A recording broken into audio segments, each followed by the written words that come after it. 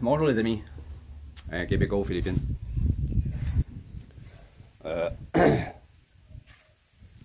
On a eu le typhon le 26, un vendredi. On est rendu le 6 octobre. J'ai toujours pas d'électricité. Supposément, d'après un des conseillers du barangay qui habite juste ici à côté. On devrait avoir l'électricité aujourd'hui. Mais est-ce que vraiment je vais l'avoir? Parce que mon poteau a plié. Et puis, je regarde ça là, au pif, même si on déplie le poteau pour le remettre en place, puis on fait des soudures, je suis sûr que les fils ne seront pas droites comme ils étaient avant. Donc, puis même de l'autre côté du poteau, donc en quelque part les fils ont brisé. Donc ça m'étonnerait qu'on ait, nous, peut-être mon voisin lui il va en avoir, mais moi, peut-être pas. Donc,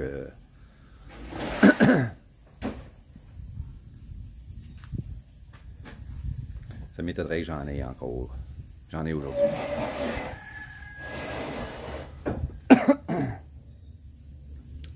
Quand on est revenu, on est allé à Calapan le 2. Quand on est revenu, j'ai voulu faire un vlog pour donner des nouvelles. Et ma blonde est repartie dans son barangay parce que sa mère l'a appelé pour lui dire on a des poissons à vendre. Fait qu'elle est repartie. Elle est partie avec mon téléphone parce qu'elle voulait payer une facture avec mon téléphone. Puis là, j'ai dit merde, je peux pas faire de vlog. Dans tout ce brouhaha, j'ai une bonne nouvelle. J'ai mon visa. Malgré ce que j'avais dit auparavant, parce que j'avais été mal renseigné, c'est la dernière fois. J'ai pas à faire une autre demande dans 5 ans, comme je l'ai dit auparavant. Donc, ceux qui m'avaient dit ça parlaient à travers leur chapeau. Encore une fois, des gens qui voulaient se donner de l'importance. On m'avait dit qu'il fallait que je fasse une autre demande dans 5 ans pour la permanence. Non. J'ai ma permanence. La dame au bureau, quand j'ai été chercher mon passeport, m'a dit que j'avais la permanence. La seule chose que j'avais à faire, c'est qu'à tous les ans, je dois faire mon rapport annuel, parce qu'ils veulent savoir où on vit, où on est. Donc, à toutes les années, on fait un rapport pour dire où on vit. Moi, est-ce que je suis toujours avec ma femme, etc.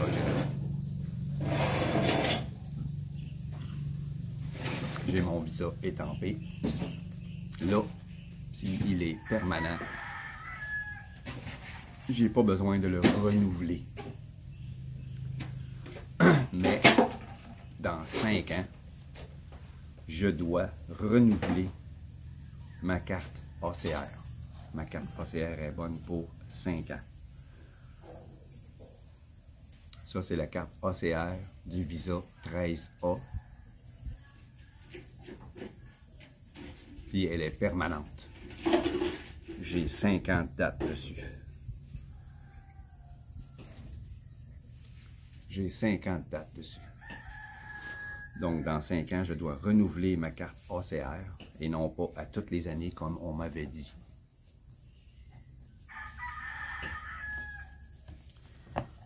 Puis à toutes les années, j'ai un rapport annuel à faire. Mais je n'ai pas de troisième demande à faire pour le visa 13A. Première fois, tu fais ta demande, tu as un visa temporaire pour 1 an. À cause qu'il est temporaire, pendant la première année, tu ne peux pas sortir du pays. Sinon, tu perds ton visa. Tu dois recommencer à nouveau. Donc, pendant 1 an, tu ne peux pas voyager. Ensuite, tu fais une demande, une deuxième demande, 1 mois avant l'échéance de ton visa. Puis là, quand tu reçois le deuxième visa 13A, celui-là, il est permanent. Les coûts diffèrent. J'ai un ami que lui, ça y a coûté 38 000 pesos pour le visa. Moi, ça m'a coûté moins cher. Pourquoi lui, ça a coûté plus cher? Probablement qu'il s'est fait scammer ou qu'il a dû payer des meriendas. Il a accepté de payer des meriendas. Ce qu'on peut comparer à de la corruption. Moi, j'ai refusé de le payer. C'est pour ça que ça a pris tant de temps pour l'avoir. Ça a pris plusieurs mois. Quand tu acceptes de payer, ça va plus vite. On te fait des faveurs. Moi, j'ai refusé de payer à 3 occasions. Même la dernière fois que je suis allé chercher mon visa, le 2, elle m'a encore demandé une merienda. Là, j'ai sorti l'argent que j'avais dans mon portefeuille. C'est intelligent, ce gars. Quand je vous dis de ne pas amener trop d'argent avec vous. J'ai amené le 10 000 pesos que je devais faire, le paiement. Puis j'ai amené 3 000 pesos de plus. Puis j'ai montré ce que j'avais dans mon portefeuille. Puis j'ai dit, c'est ça que j'ai pour le mois. Je ne peux pas te donner une merienda. Il faut que je mange. Ah, ok. Je comprends. Alors, elle m'avait dit, ta femme m'avait dit que... Elle m'avait parlé de ta situation. Ah. Elle a parlé de la situation, mais elle s'est asseyée pareil. Hein? Il s'asseye tout le temps pareil. Hein?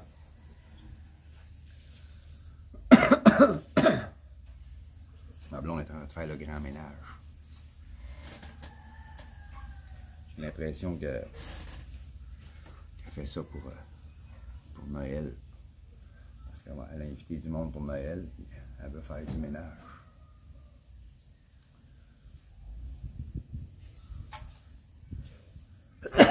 Oh boy! Fait que ça, c'est la bonne nouvelle. J'ai voulu faire un autre vlog aussi. Parce que mon voisin fêtait sa petite fille pour ses 7 ans. C'est assez spécial. Assez spécial. Ils font comme une espèce de cérémonie quand les petites filles atteignent l'âge de 7 ans ici. Habillées en robe de princesse, avec des ballons, puis une grosse affiche. Puis là, elle est assis, ils m'ont emprunté ma chaise, parce qu'ils n'ont pas des aussi belles chaises que ça. Fait qu'ils m'ont emprunté ma chaise pour que ça soit dessus, puis de chaque côté, il y avait 2 autres enfants avec une chandelle, puis comme un carton comme ça, plus épais, là, un trou dans le milieu, puis la chandelle qui passe, puis il tenait la chandelle. C'est supposé durer 1 heure de temps, cette espèce de cérémonie. J'appelle ça pouton, ici. Ça a duré 2h30. Sacrement que c'est long. Excusez-moi le mot, là, mais c'est long. C'est plate. C'est tout le temps la même chanson qui est répétée et répétée et répétée et répétée. avec une femme, avec une espèce de robe, puis qui danse. Puis il y a des musiciens en arrière qui jouent faux. Le guitariste, il a pris une demi-heure pour accorder sa guitare au début, puis quand il est parti, pas capable de jouer comme du monde. Il y en avait un autre avec une harmonica.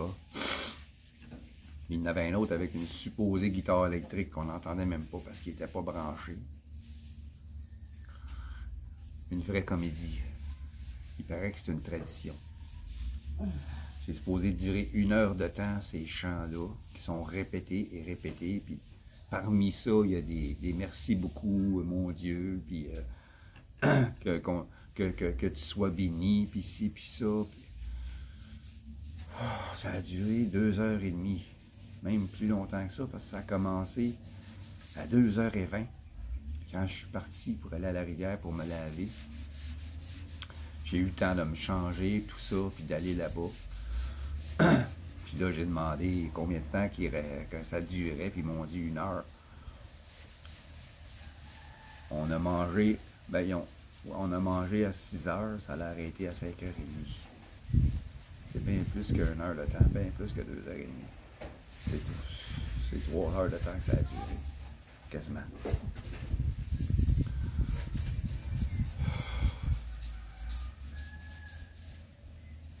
Puis les gens, ils patientent. Ils attendent. Ils ont payé ces gens-là là, pour chanter. Ils sont venus en tricycle. Mais c'est d'une platitude.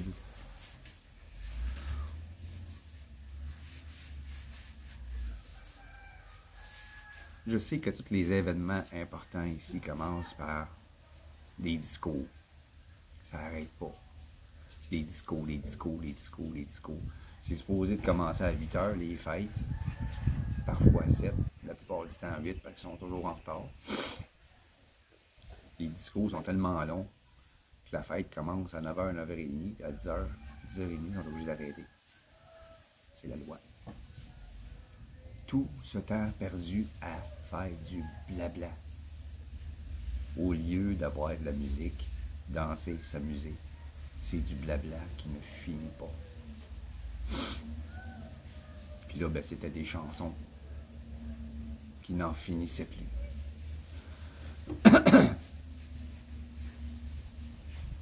La fête ici a duré jusqu'à environ 10h30. Parce que le lendemain, les enfants vont à l'école.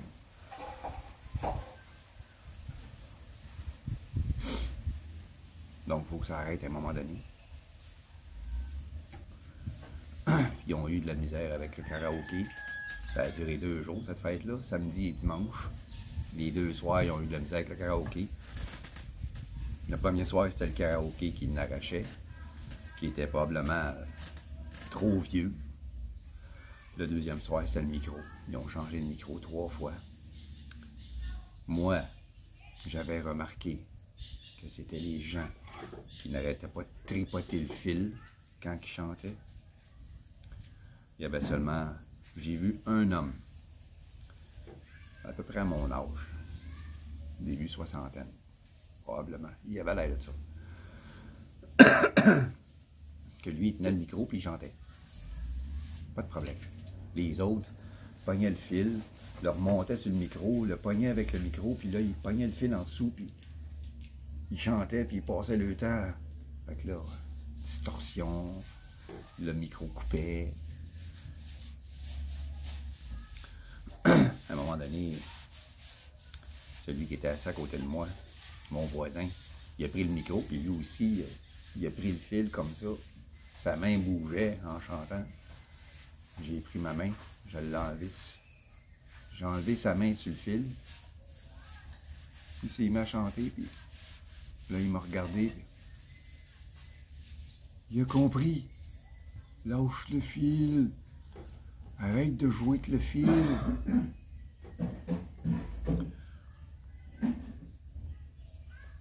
Personne n'a remarqué que c'est à cause de ça, s'il y avait de la misère.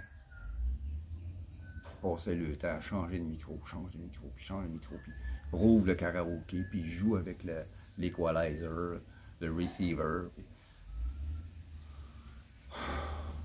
Lâche le fil tout simplement. Si t'es trop gêné, là, si ça te gêne trop de chanter, puis ça te prend quelque chose là, pour jouer avec, là, pogne-toi un bâton, puis crisse-toi des coups sur la tête en chantant. Lâche le fil.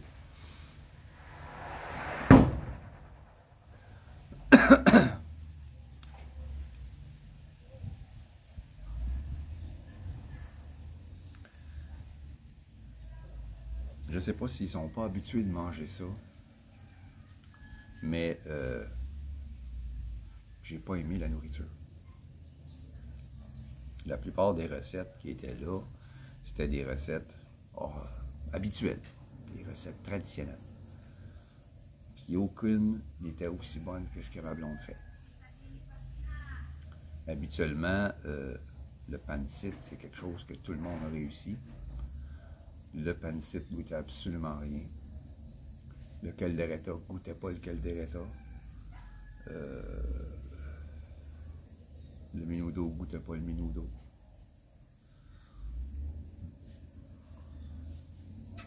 J'ai mangé une seule fois.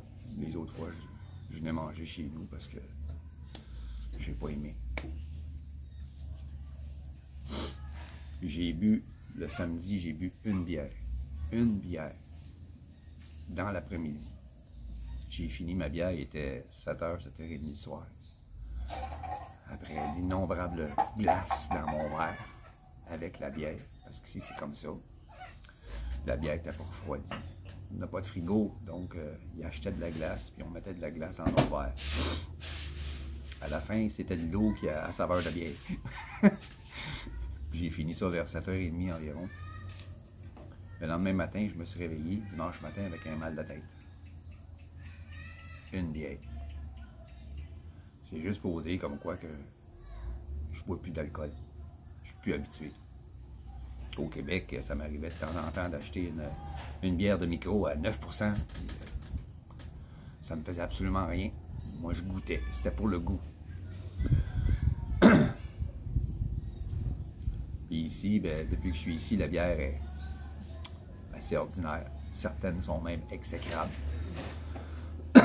Donc, je bois plus. Même le rhum, il sent le sucre à mort, puis il goûte l'alcool sans goûter le vrai rhum. Le vrai rhum des Caraïbes. Puis ils ont toutes sortes d'alcools supposément traditionnels. C'est plus des affaires qui sont faites en Espagne, qui sont envoyées ici. Pas buvables. La seule chose que j'ai aimé, c'est un alcool aromatisé au mojito. C'est marqué mojito sur la bouteille. C'est la seule chose que j'ai apprécié, le goût. Ça m'est arrivé quand j'étais à Manille d'acheter une bouteille de Baileys, Kahlua. J'ai acheté aussi de l'amaretto, donc à la panne une fois. Ils en vendent ici aussi dans une épicerie à Pinamalayan. C'est les seules choses que j'ai vraiment appréciées dans les alcools.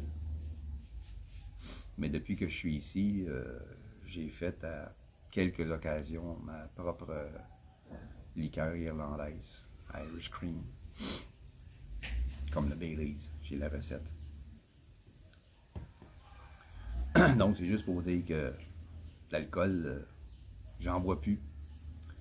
La deuxième journée, le dimanche, j'ai acheté un 1,5 litre de Coca-Cola, puis j'en ai bu à peu près la moitié dans toute la journée. Le reste de la bouteille, je l'ai donné aux enfants quand je suis parti. Je suis parti vers 8h, 8h30 du soir, pour venir me coucher. J'étais tanné d'entendre les gens hurler dans le micro au karaoké.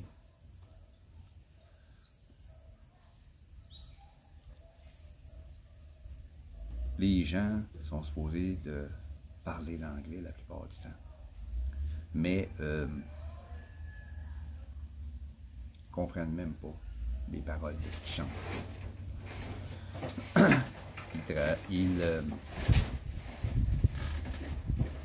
La prononciation est très mauvaise. Des mots, des chansons qui chantent en anglais.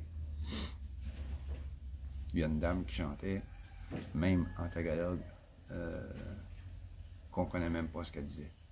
Elle hurlait dans le microphone. Je me demande pourquoi on lui donnait le microphone pour chanter, parce qu'elle hurlait tout le long de la chanson. Je ne comprenais absolument rien de ce qu'elle disait et sa voix était fatigante.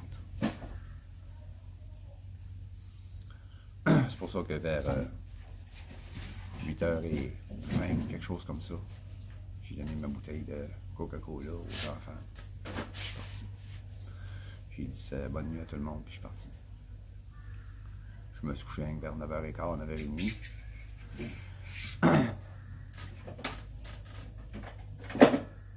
Quand je suis arrivé ici, mais j'étais plus capable. J'étais plus capable de rester là-bas et d'entendre les gens démolir les chansons. Il y en a même une qui a trippé sur Céline Dion. Puis elle a chanté 2 chansons de Céline Dion. Je reconnaissais la musique, mais pas les paroles. Parce qu'elle ne suivait pas le rythme. Elle n'a pas la voix pour monter comme Céline le fait. Donc je ne reconnaissais pas la chanson par les paroles, seulement par la musique.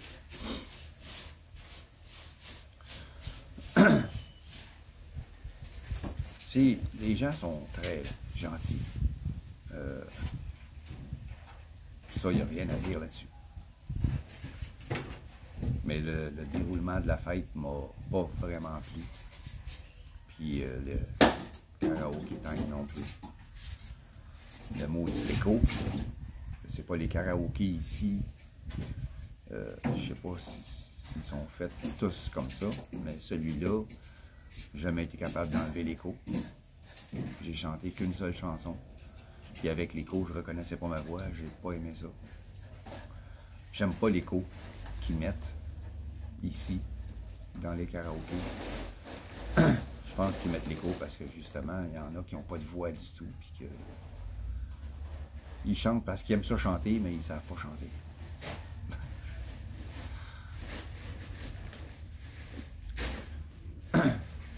Et moi, je ne reconnaissais pas ma voix, j'ai pas aimé ça. On m'a demandé d'en chanter d'autres.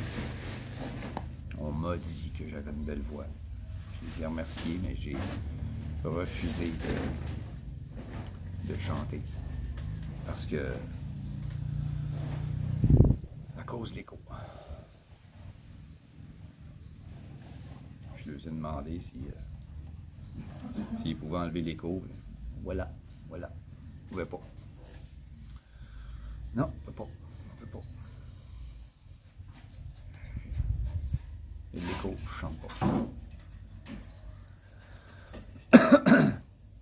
On m'a offert souvent du gin. J'ai eu beau leur dire, je ne bois pas de gin. Je vais être malade. Ils sont très gentils pour ça, pour offrir, mais c'est comme, à un moment donné, ça devient harcelant.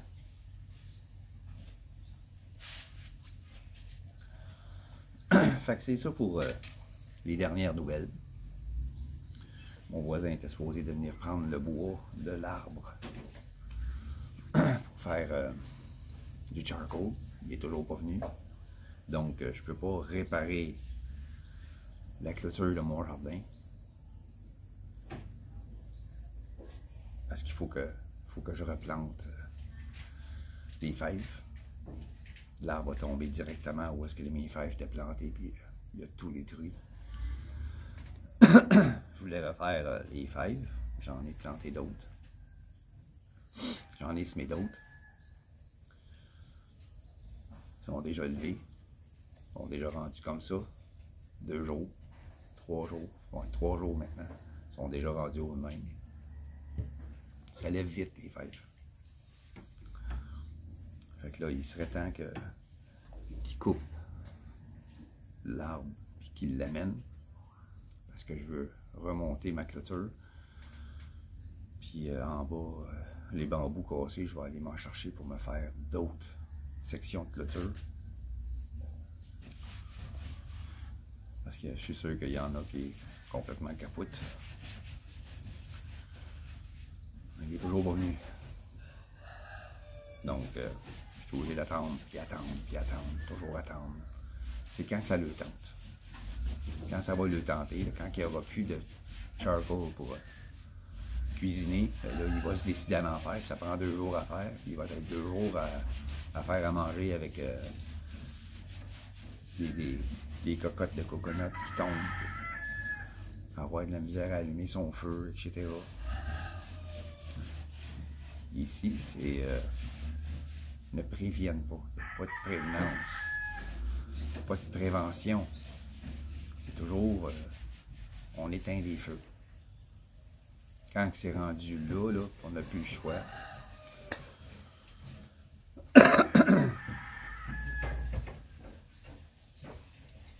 Au lieu de prévoir et de faire son charcoal d'avance avant qu'il en manque, il va attendre qu'il en manque pour en faire. Ça va prendre 2 jours avant de l'avoir. C'est un long processus. Ils font ça en grosse quantité. Quand ils font ça, ils se retrouvent avec des gros sacs, quelque chose comme 5 sacs de charcoal. Mais ils attendent toujours à la dernière minute pour le faire.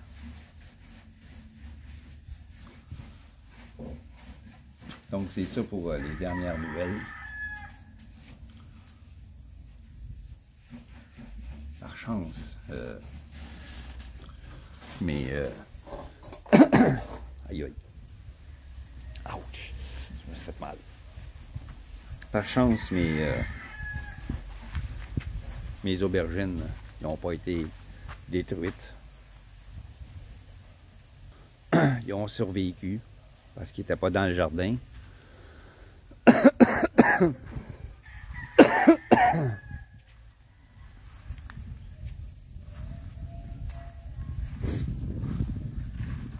Là-bas, j'ai réussi à ébrancher le top du caimito qui a cassé. J'ai brûlé ça. Je savais pas, mais le caimito, c'est un bois qui est très dur.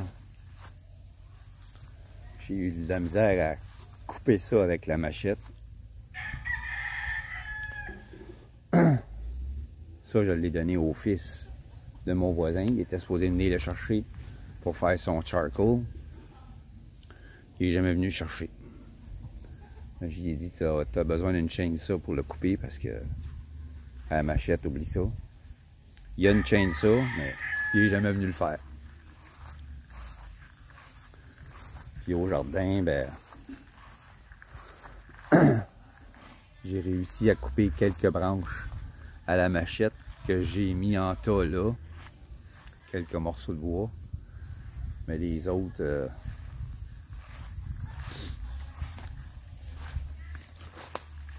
les autres sont restés là. Oui, ma clôture.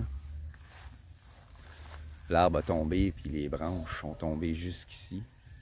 Fait que ça a tout détruit cette section-là. Où est-ce qu'il y avait les fèves ici. Puis tout le tour, ben, la clôture a brisé tout le long. J'ai réussi à couper quelques parties à la machette. Mais j'ai dit à ma blonde hier, le voisin n'est toujours pas venu chercher le bois. Elle a dit, je vais le faire à la machette. Elle dit, c'est du paper tree, c'est pas comme le caimito. Elle dit, les bouts qui dépassent, je vais les couper à la machette, on va pouvoir refaire la clôture. Puis repartir les fèves. Mais le fil est d'un genre. Vous voyez, le fil est tellement courbé que j'ai l'impression que même après, le poteau s'est courbé aussi. Fait que même si on remet le poteau droite, j'ai l'impression que le fil sera pas comme avant, il va être courbé. Fait que je crois que le fil a brisé en quelque part. Personne ne l'a remarqué. Puis que même s'il rebranche le voisin, mon fil est cassé en quelque part. Moi, j'aurai pas l'électricité. Fait qu'il va falloir que je me branche sur mon voisin avec sa machine à souder pour venir souder le poteau. Parce qu'il a plié. Il a plié puis il a écrasé ici. Il a plié comme ça. Il a cassé ici. Il a cassé en avant. Sur l'autre côté aussi. Fait que quand on va remonter ça, il va falloir mettre une tige de métal là. Une tige de métal là. Une là. Puis une là de chaque côté. Tout le tour. Soudé. Pour que le poteau reste droit.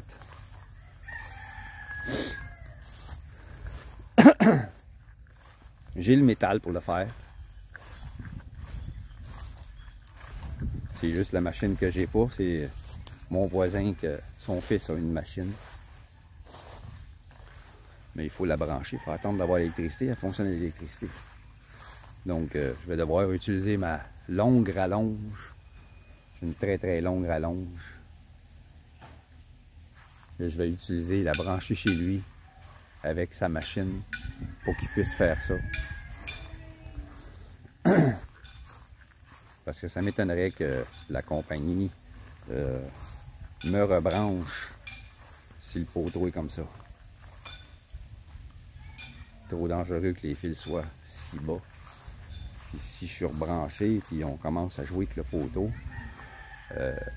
j'ai remarqué que le fil électrique touche au poteau. On va s'électrocuter. Hein?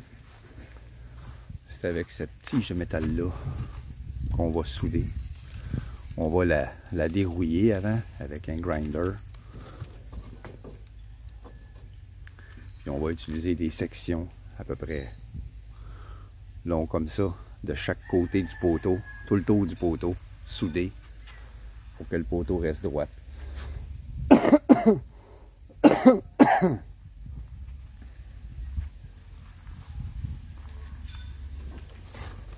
C'est un restant de tige métallique de quand on a construit la maison. Pas moi qui l'ai construit. Hein. Quand la maison a été construite. J'en ai d'autres aussi. Je sais pas, je pense que l'autre il est plus gros encore. Mais je veux pas qu'il touche à ça. Je veux l'utiliser, l'autre morceau, pour la cage. Il est là-bas. Ouais, il est plus gros lui.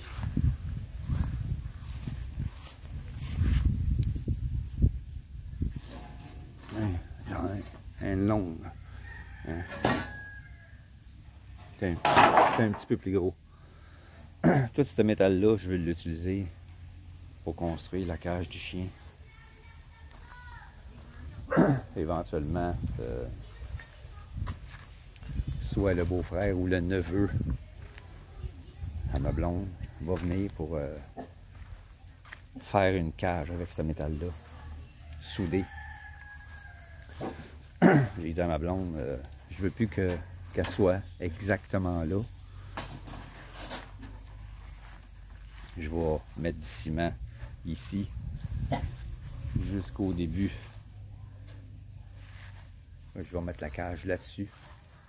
La cage n'ira pas plus loin qu'ici parce que éventuellement cette partie-là, on va rallonger la maison ici pour faire un petit salon.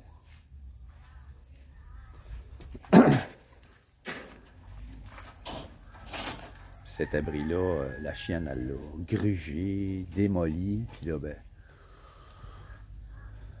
le typhon a arraché toute la toile que j'avais mis dessus. Là, la chienne, elle ne sait plus où se mettre quand il pleut. Pas le choix. Ils viennent pas. Le beau-frère ou son neveu ne viennent pas pour faire la cage. Parce qu'avec une machine à souder puis un grinder, ça se fait facilement. Ça prendrait une journée puis la cage serait montée, j'ai tout le métal. C'est rien que le grillage que j'ai pas. Le grillage coûterait à peu près même pas 2000 pesos. C'est la seule chose qui me manquerait. Du grillage. Mais pour ce qui est du squelette de la cage, j'ai tout le métal pour le faire. Mais ça traîne, ça traîne, ça traîne, ça traîne. Faut toujours attendre.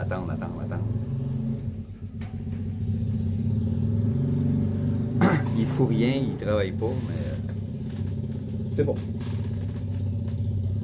Je sais pas pour quelle raison. Là, je sais en ce moment qu'il est malade. Mais à part ça, avant, je sais pas s'il travaillait et il pouvait pas venir. Je sais pas la raison. J'essaie même pas de comprendre. J'essaie même pas d'imaginer.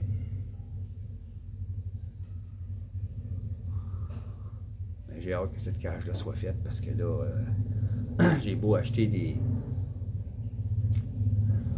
Je sais pas comment on appelle ça, ces crochets-là. Elles les brisent toutes. Ils finissent par être rouillés, puis la vis pour le bloquer finit par être rongée par la rouille. Là, elle se détache, puis aujourd'hui, juste avant que je me lève, j'entends ma blonde dire « Hey, princesse, comment ça fait que t'es en dehors? » Elle était rendue sur la terrasse ici. Là, ma blonde, elle l'a pris, elle l'a rattaché, mais elle l'a pas remarqué.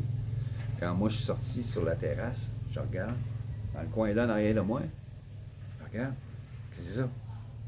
Je me rapproche, je regarde, ah ben, la chienne, elle a attrapé un serpent. En dehors, elle est venue le manger sur la terrasse. Par chance, c'était pas un cobra, ni une vipère.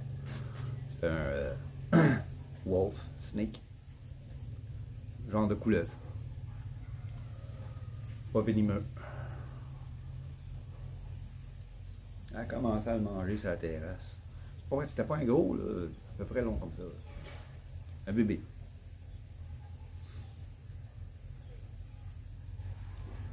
J'ai hâte qu'elle soit en cage. Parce que sa chaîne, la nuit, elle se promène, puis elle fait... Ça frotte sur le ciment, puis ça fait du bruit. Elle n'est pas jappeuse. Par chance, je l'ai bien partie quand elle était jeune pour ça. Seulement pour l'obéissance que j'ai eu bien de la misère. Mais je la promène pratiquement tous les jours maintenant, avec sa chaîne. On prend une marche. Elle a commencé à comprendre, d'arrêter de me tirer. La chaîne, maintenant, elle a une curve, là, puis je suis pas obligé de toujours la tenir, puis de dire « tire pas, tire pas, tire pas, tire pas ». Elle le fait plus. Rien qu'au début, qu'elle est bien excitée, là, parce que « oh, ça va se promener, ça va se promener ». Mais une fois qu'on est sorti à l'extérieur, puis qu'on commence à marcher, là, elle est moins excitée, puis ça va de mieux en mieux prendre des marches. On dirait que, à cause qu'elle est moins énervée, son cerveau est on. Elle comprend ce que je dis. Elle obéit. Là, quand je dis assis-toi, elle s'assit. Avant, là, son cerveau était déconnecté. Complètement. Tellement énervé que son cerveau était off. Puis quand ces chiens-là ont le cerveau off, ils n'obéissent pas du tout, ils comprennent absolument rien de ce qu'on leur dit. Il n'y a rien qui marche. Il n'y a rien qui marche. Une claque, oubliez ça, ça marche pas. Des fois, ça saisit, elle, absolument rien, elle continuait. C'était comme si rien n'était arrivé. Son cerveau était complètement off. Là, elle a vieilli, d'après moi. Ces chiens-là restent jeunes longtemps. Même en ce moment, elle n'a pas encore le... Elle n'a plus l'espèce de réaction de bébé qu'elle avait avant. J'ai l'impression que là, elle est plus rendue dans l'adolescence avancée. Parce que ces chiens-là maturent lentement. Dans 6 mois, elle va avoir 2 ans. Ça va être beaucoup mieux. Ça va être beaucoup plus agréable de se promener, puis elle va obéir. Peut-être que je vais réussir à me promener avec elle sans laisse. Peut-être. Parce que là, en ce moment, quand on se promène en laisse, puis qu'il y a un chien qui est un peu trop curieux. Ces chiens-là, ici, là, c'est des Mongols. Ça jappe tout le temps pour rien. Puis là, le chien voudrait être curieux, puis sentir ma chienne, mais il jappe, il s'approche en jappant. Là, ma chienne surveille de bord, puis elle grogne. Ça, c'est un avertissement. Reste loin. Là, le chien, il approche en jappant. Ma chienne, elle monte les dents. Je suis obligé de prendre une roche, puis de le lancer au chien. Pour qu'il s'en aille. Va-t'en. C'est trop idiot. Tu ne feras pas la connaissance de ma chienne en agissant comme ça. Ma chienne ne l'acceptera pas. C'est arrivé à quelques occasions qu'elle a failli se battre. Même hier, quand je suis allé au magasin à l'extérieur, hier matin, pour aller acheter des batteries, j'avais plus de batterie, mon horloge était jammée à 6h moins 10 du matin. Puis le chien de la dame du magasin, qui est un mélange, je ne sais pas quel genre de mélange, mais j'ai l'impression qu'il y a du pitbull ou du bully, American Bully dedans. Il est arrivé là, en grognant. Ma chienne elle s'est plantée en face, puis les oreilles bien drettes, puis elle a grogné. Le chien il a arrêté, saisi. Puis là, la femme a dit, mon chien il est méchant. J'ai dit, mon chien c'est un tueur. Mets ton chien en dedans ou ben non, mon chien va le tuer. S'il s'approche, je la lâche. Il est mort. Elle va y sauter à la gorge, puis elle va l'étrangler. Elle va y couper les veines. Elle va le tuer. La dame, elle a retenu son chien. Elle a dit, il n'y a pas un chien qui peut l'affronter. J'ai dit, cette race de chien-là, mon chien, c'est un tueur. Si son cerveau se met à off, elle va tuer. Ils ont l'instinct de tueur. J'ai dit c'est un K9. Quand j'ai dit le mot K9, K9 ici, c'est les chiens qu'ils utilisent dans l'armée et en police. Dans la police. Ils utilisent les bergers belges, malinois, dans la police, ici, puis dans l'armée. Les Rottweilers aussi. Donc, quand j'ai dit que mon chien c'est un K9, là, elle a compris. Ils savent ici que ces chiens-là peuvent être dangereux. Mais j'ai plus de contrôle sur elle qu'avant. Ce qui me plaît.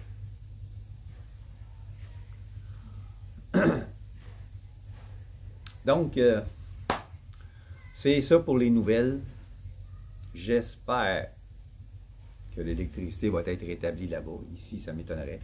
Donc, on va probablement pouvoir souder le poteau. Dans les prochains jours, peut-être que je vais avoir l'électricité. Peut-être.